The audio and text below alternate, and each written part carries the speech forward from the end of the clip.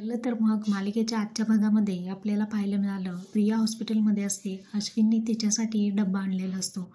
तिथे असणाऱ्या नर्सला तो म्हणतो, आम्ही प्रायव्हेटमध्ये बोलू शकतो का? आता त्या नर्स तिथून निघून गेलेल्या असतात. अश्विन प्रियासाठी डब्बा आणलेला असतो, परंतु प्रियाला असं वाटत असतं की हा डब्बा घरून आणलेला आहे. तर हा डब्बा अश्विनने बाहेरून आणलेला असतो. आता अश्विन जेवणासाठी टेबल लावतो. प्रिया खूप आनंदी असते. तिला वाटतं की सायलीच्या हातचं मला आज चमचमीत जेवण मिळणार आहे. परंतु ती म्हणते, "हे काय?" तिला समजतं की हा पार्सल आणलेला डब्बा आहे. अश्विन म्हणतो, "घरातून तुला डब्बा देण्यासाठी सायलीने पूर्णपणे नकार दिलेला आहे."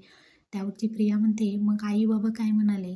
"आई तर म्हणालीच असेल ना, दे म्हणून." तर अश्विन म्हणतो, "ते सुद्धा तुझ्या विरोधात गेलेले आहे.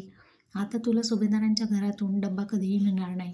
त्यावरती प्रिया खूप मनातल्या मनात रागवते आणि म्हणते, की "असू दे, आता मला जेवायचं नाही." परंतु अश्विन तिला भरवतो.